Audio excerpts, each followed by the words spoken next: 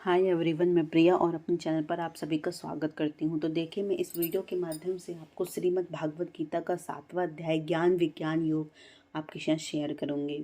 चलिए, तो मैंने प्रीवियस 6 जो अध्याय हैं वो आपके साथ शेयर कर चुके हैं। तो आप वहां पे जाएं मेरे प्लेलिस्ट में श्रीमद् भागवत गीता और वहाँ पर जाके अवश्य ही सुनें। चलिए, श्री भगवान ने कहा कि हे प्रथापुत्र, अब उसको सुन जिसके तू योग का अभ्यास करते हुए मुझ में अनन्य भाव से मन को स्थित करके और मेरी शरण होकर संपूर्णता से मुझको बिना किसी संशय के जान सकेगा। अब मैं तेरे उस परम ज्ञान को अनुभव सहित कहूँगा जिसको पूर्ण रूप से जानने के बाद भविष्य में इस संसार में तेरे लिए अन्य कुछ भी जानने योग्य शेष नहीं रहेगा। हजारों मनुष्यों में से कोई एक मेरी प्राप्ति रूपी सिद्धि की इच्छा करता है, तो इस प्रकार सिद्धि की प्राप्ति के लिए प्रयत्न करने वाले मनुष्यों में से कोई मुझको तत्व रूप में साक्षात्कार सहित जान जाता है। भगवान बोले कि पृथ्वी, जल, अग्नि, वायु, आकाश, मन, बुद्धि और अहंकार, ऐसे 8 प्रकार के भेदों वाली को मेरी जड़ स्वरूप अपरा प्रकृति है। हे महाबाहु अर्जुन, परंतु इस जड़ स्वरूप अपरा प्रकृति के अतिरिक्त अन्य चेतन दिव्य स्वरूप परा प्रकृति को जानने का प्रयत्न कर, जिसके द्वारा जीव रूप से संसार का भोग किया जाता है। हे अर्जुन, तू मेरी इस जड़ और चेतन प्रकृतियों को सभी प्राणियों के जन्म का कारण समझ, और मैं ही इस संपूर्ण जगत की उत्पत्ति और प्रलय का मूल कारण हूँ। हे धनंजय, मेरे अतिरिक्त अन्य कुछ भी नहीं है। जिस प्रकार माला में मोती धागे पर आश्रित रहते हैं, उसी प्रकार यह संपूर्ण जगत मणियों के समान मुझ पर ही आश्रित है। हे कुंती पुत्र, मैं ही जल का स्वाद हूँ, सूर्य तथा चंद्रमा का प्रकाश हूँ, समस्त वैदिक मंत्रों में ओंकार हूँ, आकाश में ध्वनि हूँ और मनुष्यों द्वारा किए जाने वाला पुरुषार्थ भी मैं ही हूँ। मैं पृथ्वी में पवित्र गंध हूँ, अग्नि में ऊष्मा हूँ, समस्त प्राणियों में वायु रूप में प्राण हूँ और तपस्वियों में तप भी हूँ। हे प्रथापुत्र, तुम मुझको ही सब प्राणियों का अनादि अनंत बीज समझ। मैं बुद्धिमानों की बुद्धि और तेजस्वी मनुष्यों का तेज हूँ। हे भरत श्रेष्ठ अर्जुन, मैं बलवानों का कामना रहित और आसक्ति रहित बल हूँ और सब प्राणियों में धर्मानुसार विषय जीवन हूँ। प्रकृति के 3 गुण, सत्व गुण, रज गुण, तम गुण से उत्पन्न होने वाले भाव, उन सबको तू मुझ में उत्पन्न होने वाले समझ। परंतु प्रकृति के गुण मेरे अधीन रहते हैं और मैं उनके अधीन नहीं हूँ। प्रकृति के इन तीनों गुणों से उत्पन्न भावों द्वारा संसार के सभी जीव मोहग्रस्त रहते हैं।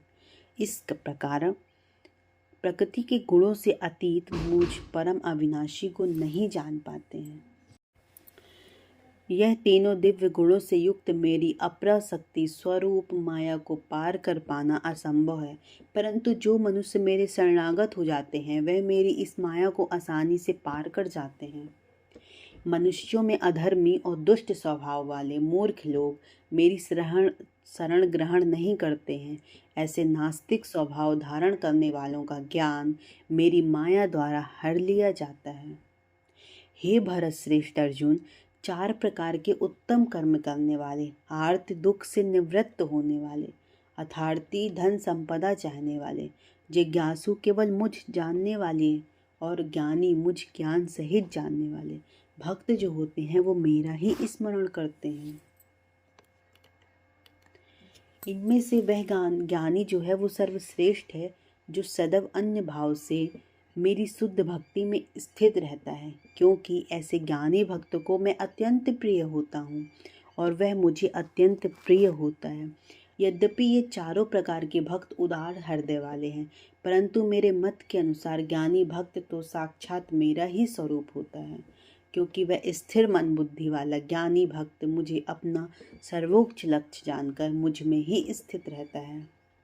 अनेकों जन्मों के बाद अपने अंतिम जन्म में ज्ञानी मेरी शरण ग्रहण करता है। उसके लिए सभी के हृदय में स्थित सब कुछ मैं ही होता हूँ। ऐसा महात्मा अत्यंत दुर्लभ होता है। जिन मनुष्यों का ज्ञान सांसारिक कामनाओं के द्वारा नष्ट हो चुका है, वे लोग अपने अपने स्वभाव के अनुसार पूर्व जन्मों के अर्जित संस्कारों के कारण प्रकृति के नियमों को वश में होकर अन्य देवी देवताओं की शरण में जाते हैं। जैसे ही कोई भक्त जिन देवी देवताओं के स्वरूप को श्रद्धा से पूजने की इच्छा करता है, मैं उसकी श्रद्धा को उन्हीं देवी देवताओं के प्रति स्थिर कर देता हूँ। यह भक्त सांसारिक सुख की कामनाओं से श्रद्धा से युक्त होकर उन देवी देवताओं की पूजा आराधना करता है और उसकी वह कामनाएं पूर्ण भी होती हैं, किंतु वास्तव में ये सभी इच्छाएं मेरे द्वारा ही पूरी की जाती हैं। परंतु उन अल्प बुद्धि वालों को प्राप्त वह फल क्षणिक होता है और भोगने के बाद समाप्त हो जाता है। देवताओं को पूजने वाले देवलोक को प्राप्त होते हैं, किंतु मेरे भक्त अंततः मेरे परम धाम को ही प्राप्त होते हैं। बुद्धिहीन मनुष्य मुझ अप्रकट परमात्मा को मनुष्य की तरह जन्म लेने वाले समझते हैं, इसलिए वह मेरे सर्वश्रेष्ठ अविनाशी स्वरूप के परम प्रभाव को नहीं समझ पाते हैं। मैं सभी के लिए प्रकट नहीं हूँ, क्योंकि मैं अंतरात्मा शक्ति योग माया द्वारा आच्छादित रहता हूँ। इसलिए यह मूर्ख मनुष्य मुझ अजन्मा अविनाशी परमात्मा को नहीं समझ पाते हैं। हे अर्जुन, मैं भूतकाल में, वर्तमान में, भविष्य में जन्म मृत्यु को प्राप्त होने वाले सब प्राणियों को जानता हूँ, परंतु मुझे कोई नहीं जानता। हे भरतवंशी, हे शत्रु विजेता, संसार में सभी प्राणी इच्छा द्वेष आदि द्वंद्वों से उत्पन्न मोह के कारण जन्म लेकर पुनः मोह को ही प्राप्त हो जाते हैं।